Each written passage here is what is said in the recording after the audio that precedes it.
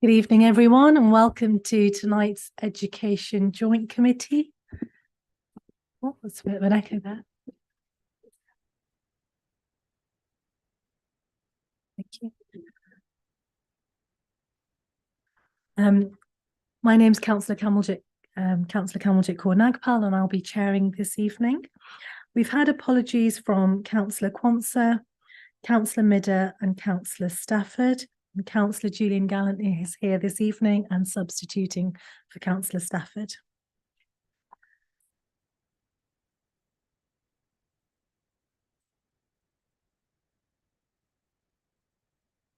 No urgent matters as far as I'm aware, no declarations of interest that I'm aware of. Okay, no matters to be considered in private.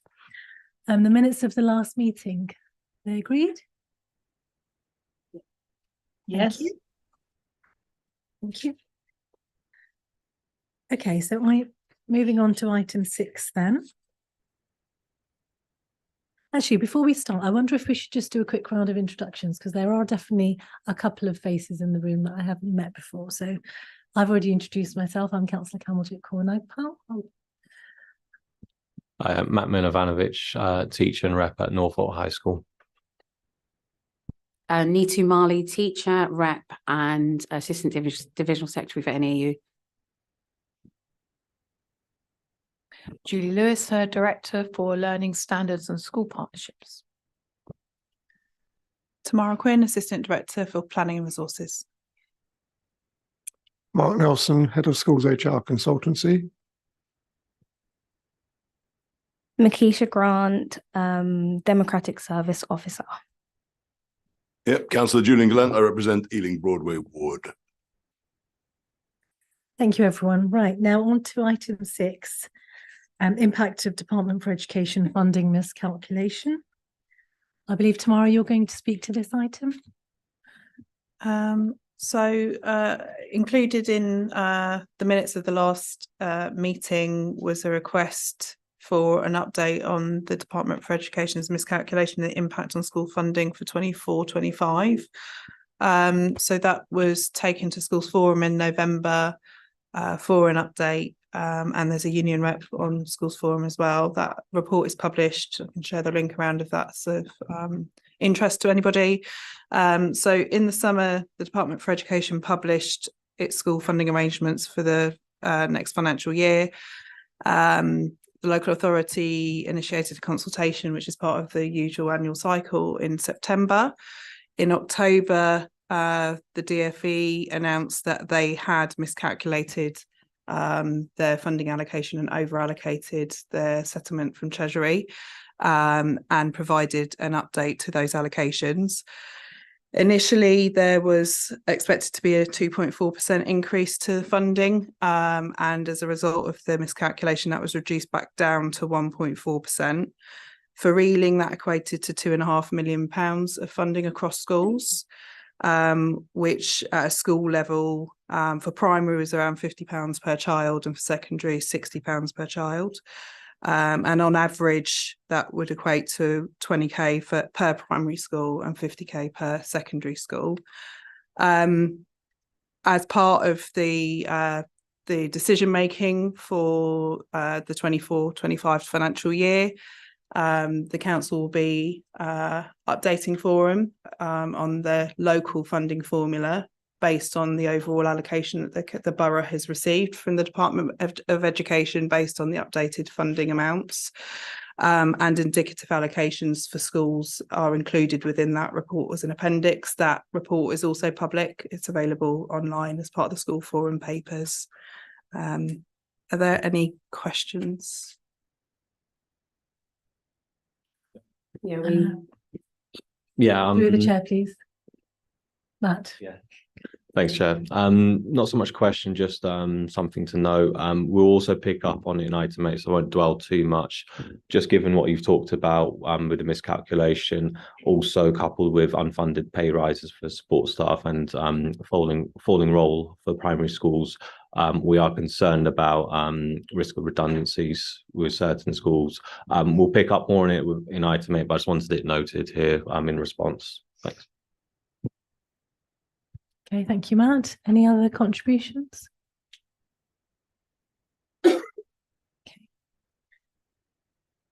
Okay, so now we'll move on to the union side items. So item 7, Ealing NEU workload charter.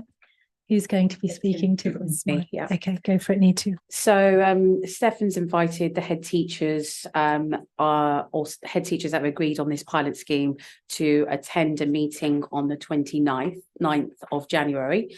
And we were hoping that we could invite the Ealing officers and Ealing councillors to that meeting and ask you if you could invite other head teachers that may want to be involved in this pilot scheme. So there are some primary schools and secondary schools that have agreed to the pilot scheme.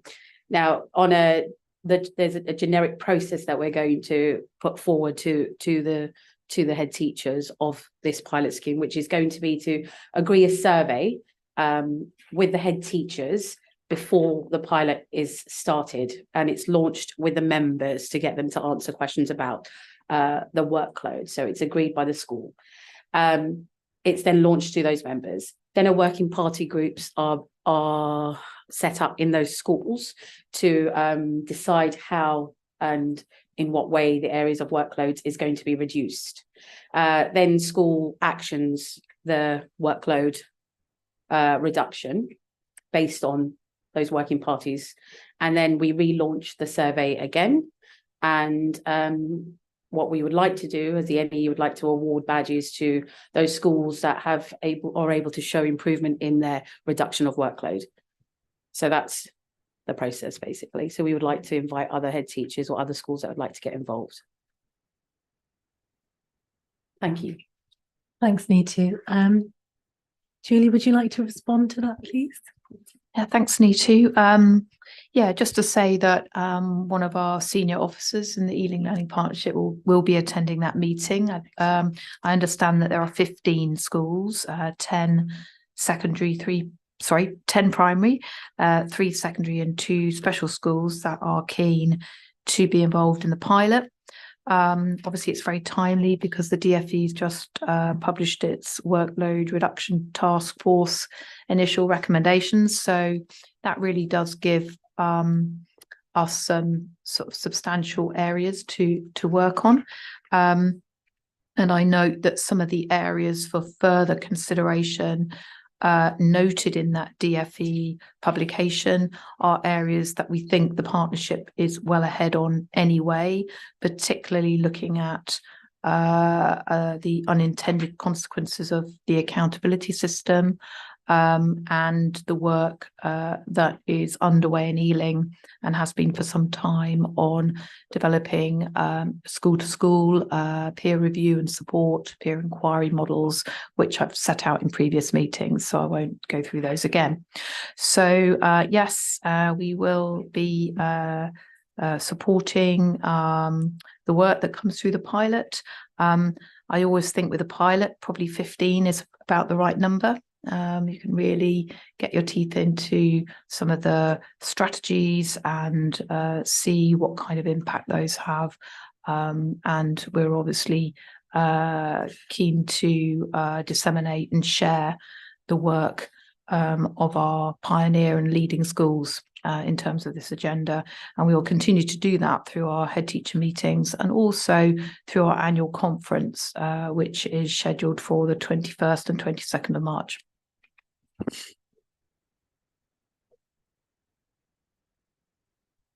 Any other contributions on this item? Okay, so we'll move on to item 8 then, falling roles, funding and consequential possible redundancies. Is that you, Matt? Yeah. Okay. Yeah, so just to pick up on what I mentioned earlier around the different factors making us concerned around redundancies. So we're requesting, this is probably for you, Mark, and you, Councillor Nagpal, to actually meet with you guys and Ealing NEU to avoid compulsory redundancies in those schools. So firstly, to identify if and which schools have a risk of that, so we can actually sort of plan well in advance. I appreciate the sort of reluctance around this, but informing staff as early as possible, this process will be going ahead, and just giving them a chance if they need to look elsewhere, just to be as fair as possible to avoid compulsory redundancies as much as possible. So we just want to open that dialogue and just sort of work together on this, because we are quite concerned. I know our members are also quite concerned in where it's relevance. Thank you, Matt. I mean, my understanding is that, you know, we have a school place planning working group, and, you know, we're concerned as well, and we're looking at sustainable futures for our schools. And Tamara chairs the working group, I believe. So Tamara, do you have anything that you'd like to add? Yeah, I'm sure. No problem. Thank you, Councillor. So as a local authority, we monitor kind of school sustainability more broadly. So you know, school place planning is a key part of that because it drives funding. But in addition to that, schools have delegated budgets and are making decisions locally to manage their budgets sustainably, and will have 3 to 5 year budget plans. We receive those twice a year. So we receive them in March at just after budget setting, and we also receive them in October. That information is reported back to Schools Forum. So Schools Outturn position is published as part of the School Forum papers, and you can see there any schools that are currently in deficit or schools that have very small surpluses, and that will be a good indication of schools that may be at greater risk. As part of the mid-year collection, we also update Schools Forum on the overall position of schools. And in the January report, which has recently been published, there are 13 schools who are forecasting a deficit at the end of 23-24. That's an increase from 11 schools at the end of 22-23 financial year. So that takes them up to March. And school balances overall in the borough still remain high, although that kind of the scale of school balances varies school to school. So some schools have very large balances and some schools are in deficit. So school balances are forecast to be around 15 million at the end of the financial year. We do encourage schools to engage with unions early on when they're considering reorganisations, and we also encourage that they use their medium-term financial planning to avoid the need for reorganisation that will affect staff, so to plan their recruitment and succession planning to build those steps that will be necessary to set a balanced budget. So as part of the place planning discussions, we are also having conversations with schools about cross-school collaboration, as well as different curriculum delivery models, and that forms part of those discussions. Those papers are also published on EGFL, and so they're available to review. And if union colleagues would like the links to those documents, I'm happy to share them. Thanks, Tamara. Are there any other contributions on this item? Councillor Gallant. Thank you, Councillor Nagpal. There's a question from an in-expert. Are we allowed to have any other dialogue outside the borough on this issue and with neighbouring boroughs? Tamara, can I say that? So we do regularly engage on a regional level. So we have regular meetings with our neighbouring boroughs where place planning across borough boundaries is a greater risk to our areas. So we meet with Hounslow, Hillingdon and Harrow often. We also touch base with other neighbouring boroughs as well. There's a pan-London group, and it's where all place planning leads come together, and that convenes, I think it's about once a term. And they're a regular network group, so there's lots of information sharing. London Councils also produces information, so collects information from London boroughs and then publishes reports. Thank you. Matt. Yeah, just wanted to come back. I really like the sound of the school place planning working group, and I appreciate the sort of encouragement of asking schools to get in dialogue with us. We've been through this before. We're concerned about compulsory redundancies. We'd like to be involved early in the process where possible to avoid that, just so everyone's in the best situation possible. And again, I just want to go back to our request of meeting, perhaps with you, Mark, or you, Councillor Nagpal, or both of you, just how can we discuss this in a less public setting, so we can sort of pinpoint particular workplaces and engage with management there as well. So yeah, we are requesting our meeting. We'd like that dialogue. We'd love to work together with you guys. It is quite a concern for us, and I'm sure we all agree that it is a concern across the board. And again, I do appreciate the thought that has gone into it so far, and we just want to definitely be involved and work with you guys where possible. Thanks, Matt, and that's noted from my end. Okay. Yes, go for it, Mark. Matt, we'd be happy to meet. We produce managing redundancy guidance for schools, and one of the things that we encourage strongly is early consultation and early consideration of issues which may lead to redundancies, primarily in the hope that you may end up with a process that would alleviate the need for those redundancies. But nevertheless, I understand your concern and I hear it. And if you or Stefan or Nitu want to contact me with a view to setting up a meeting just to discuss how we might take some issues forward, I'm more than happy to do that. The only thing I will say is that Tamara's given you an overview of schools potentially in deficit. Just a school going into deficit doesn't necessarily mean it's going to make redundancies, but of course it makes it more vulnerable to that kind of outcome. But yeah, happy to just contact me. You got my details, I'm sure. Thanks. Thanks, Mark. Any other contributions on this item? No, okay, so I'll move on. Item number 9, minimum service levels. Who's going to speak to this item? Okay, all right, so over to you both then. Yeah, I'm going to just start. I mean, we know that Wales and Scotland have said that they won't be implementing it. And Keir Starmer has pledged that Labour Party will repeal the government, repeal it in government. And we want reassurances from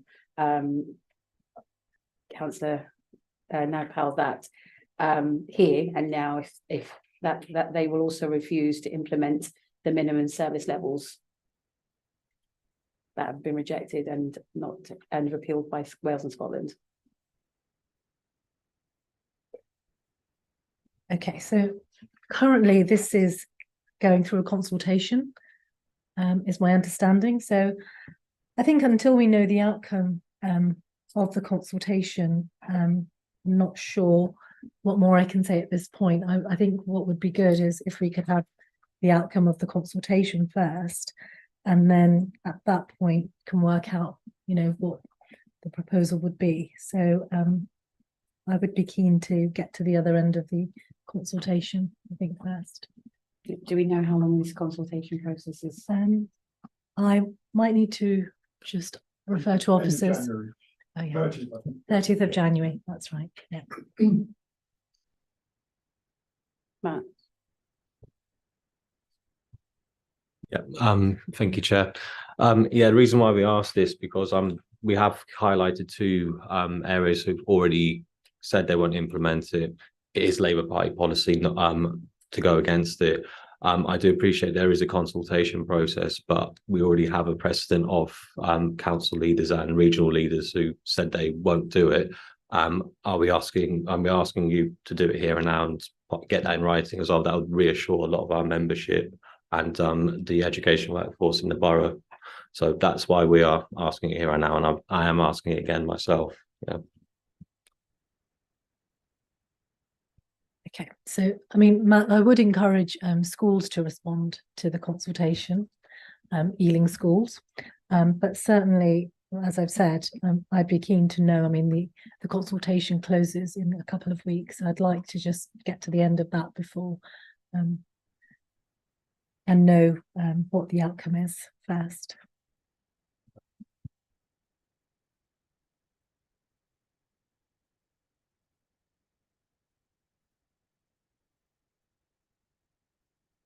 Yes, of course.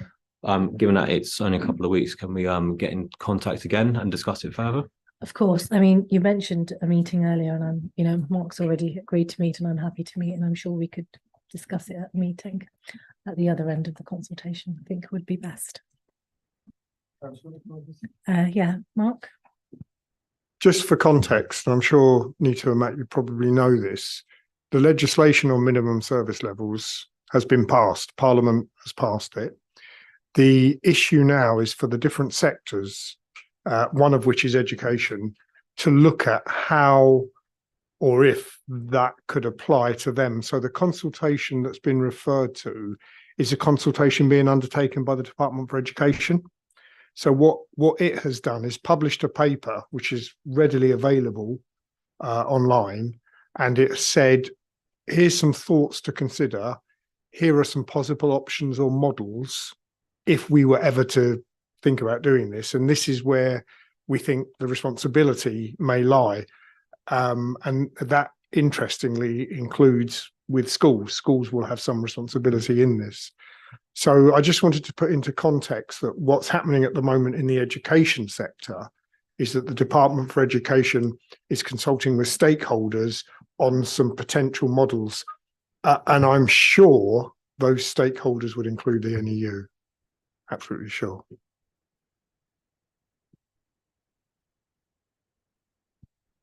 Any other contributions on this item? Thank you, Mark, by the way. Okay. Okay, well, in that case, we'll move on to council side items. Item 10, review of model disciplinary procedure for schools. Over to you, Mark. Thank you, Chair. So I normally just bring to the attention of the committee when we're looking at reviewing one of our model procedures, and I've done that a couple of times in the last few meetings, and we are making progress. A bit slow for my liking on some of those procedures, but we are making progress. Sometimes the consultation process takes up a lot of time. What we've just started to look at is the model disciplinary procedure for schools. And obviously a major part of that will be consultation with all the recognised trade unions, both teaching and support staff, once we've got a draft model for you to look at. We've had some feedback from heads, partly through operating the procedure. So we're considering how or if to incorporate that feedback into the procedure. And we know it's a very important procedure. It's one you never want to be used, I know, but sometimes, unfortunately, it does have to be used. So when it is used, we want to make sure that what we have is a fair, a reasonable, and an appropriate process to deal with issues in schools where matters of discipline relating to staff have to be considered.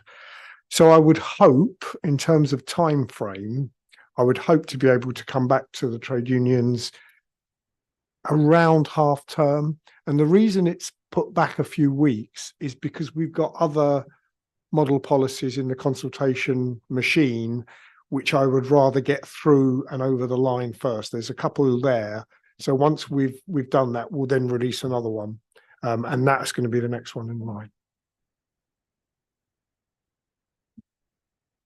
Thank you, Mark. Any questions or contributions? I just have a question. Need to? Yes. Mark, you said that you had some feedback from heads. Are you able to share what changes that they have asked in the disciplinary procedures with Stefan or I in a later point? Yes, I can share. I mean, I will tell you now, one of the things that we talked about was the fact that our model procedure has an informal stage and a formal reprimand stage before you get to formal warning stage. And we wondered whether heads might find that a bit onerous, and quite the opposite. They actually said they liked having a process where they had the option of an informal warning, but also a formal reprimand before they get onto the more formal stages. They actually said that for them, for a lot of them, that worked well. So interestingly, having taken account of that feedback, we won't be reducing the stages, if you like, the size of the stages. So yeah, I can give you that feedback now, Yeah, but that's good to know. if you want to speak to me separately, Yeah. I can let you know more. Thank you.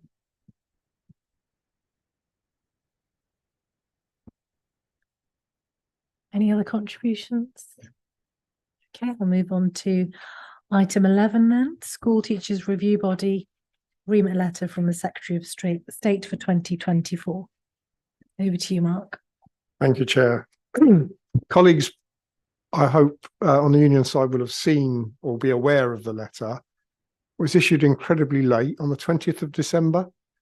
So I wouldn't say timing was its best qualities, but nevertheless, it's now been issued. And I don't think it says a lot, in my view. Others may have a different view. But the School Teachers Review Body will also be aware of the recommendations of the Workload Reduction Task Force, which included a recommendation about performance-related pay and its potential removal from this September. So that would have to feed in, because they produce recommendations that feed into the production of the pay and conditions document. So the School Teachers Review Body will have to now take account of that as well when they're determining what recommendations they're going to make going forward. As you know now, what will happen is that the School Teachers Review Body seek evidence. So they go to the employer's side, they go to the union side, they go to any other stakeholders they feel they need to hear, and they listen and they get information, they get statistics before they get anywhere near making their recommendation. Interestingly, the Secretary of State has asked for the recommendations back by May. In recent years, similar deadlines have been set, and it seems to have been a challenge to meet those deadlines. So we'll see. But yeah, again, that information is freely available and available on the web.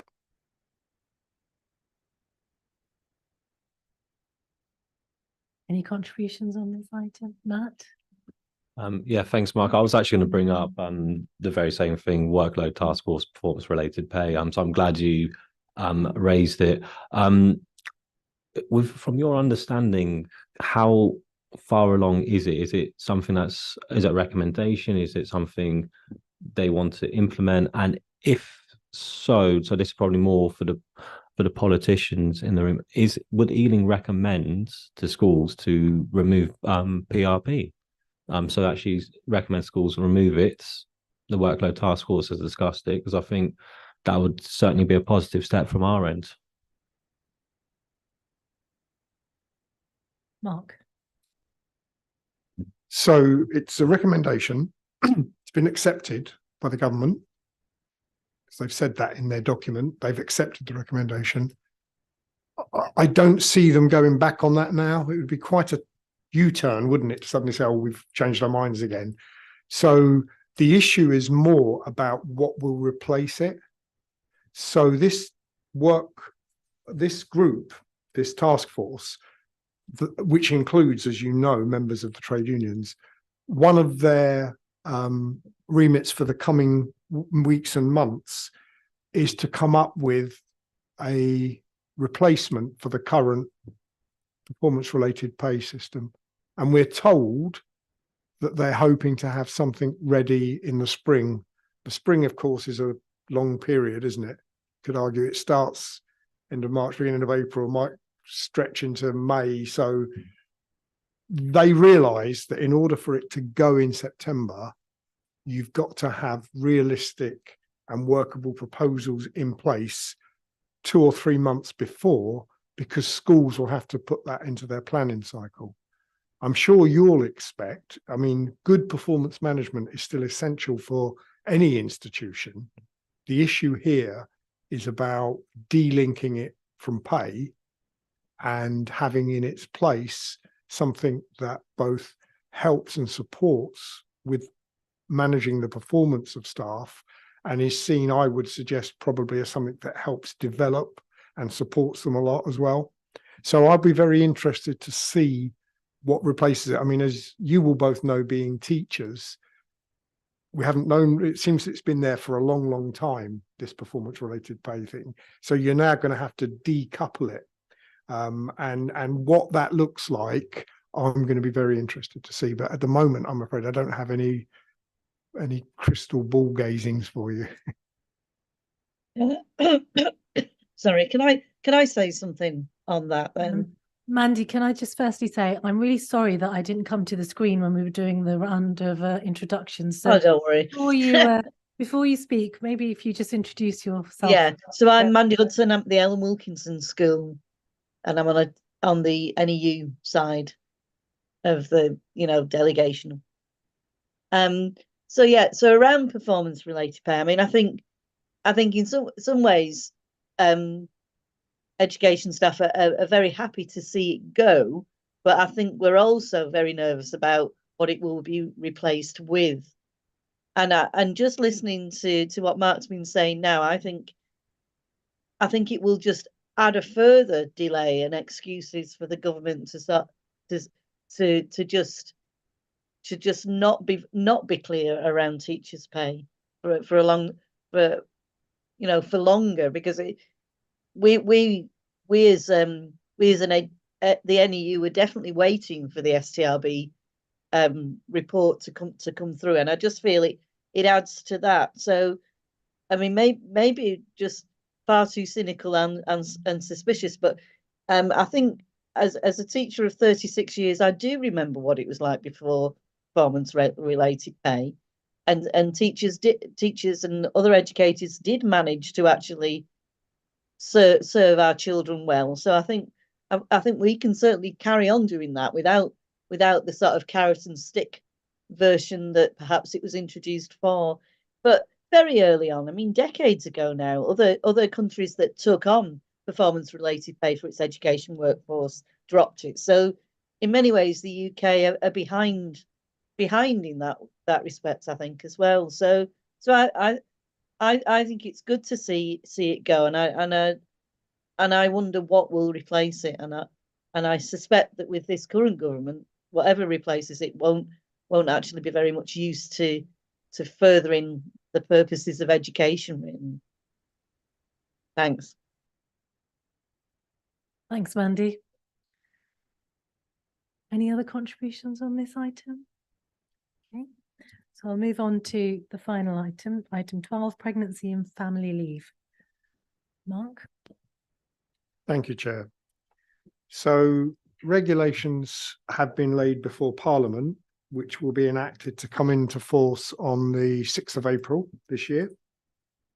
And it will extend the period whereby a woman on maternity leave is entitled to be offered a suitable alternative vacancy if they would otherwise be made redundant. And just to give a little more context to that, if a woman is on maternity leave and her position while she's away comes under threat of redundancy, currently there is a protection that applies, that also, by the way, applies to adoptive parents, but there's a protection that applies that if there is a suitable alternative vacancy, and by suitable I mean suitable to the woman who's on maternity leave, she has a priority over other members of staff and must be offered that opportunity before others, all things being equal. So they have that protection. What these regulations do is actually extend that protection, because currently the protection that I've just described would end when the woman returns from maternity leave. Now it's going to be extended to a period of 18 months from the birth of the child. So the maximum time a woman could be on maternity leave would be a year. So it would still be in force for 6 months for that woman after she returned. The same thing will apply to adoptive parents, that 18-month period. And we're making sure slowly that schools are aware of this, and perish the thought, Matt and Nitu, that we have any redundancies. But if we did, you can see how something like this might impact on it, because any staff who were away on maternity leave would have a protection applied to them that would be a priority over and above other members of staff who are not on maternity leave. Matt, you've got a question?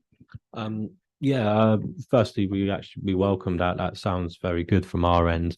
I'm just wondering, and apologies if he did send something to Stefan, he's just not with us today. Is there something in writing, some document that's been shared that we can just sort of look over? I mean, it sounds very good and we certainly welcome it. Just obviously, just is it in writing somewhere? Yeah, I can send you something.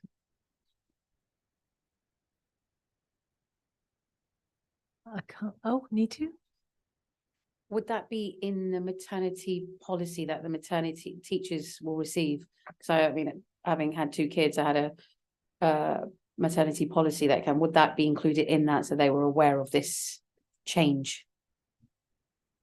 We'll have to make sure it's incorporated now.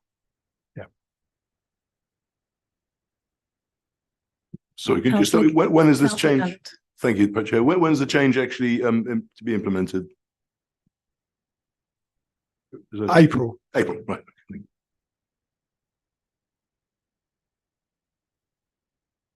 Okay, I can't see any other indications. So that brings us to the end of our agenda. Any other business? Matt? Yeah, just a very quick one. Just wanted to make a short statement on behalf of Ealing NEU. Prior to this meeting, when we were putting together the agenda, we did have an item we wished to discuss around the ongoing genocide in Gaza. That item was not included in the agenda, and we do disagree with, as Ealing NEU. We will discuss it further within our own democratic structures and get back to you on that. So that's just something to note. Okay, thank you, Matt. I think the way in which that item was presented as wanting to go on the agenda, I didn't think that it was that this is the appropriate forum for that discussion. And you know, we can definitely look at it again, but I think just the way it was presented, it didn't seem to me like this would be the right forum for the discussion, Matt. Yeah. Okay.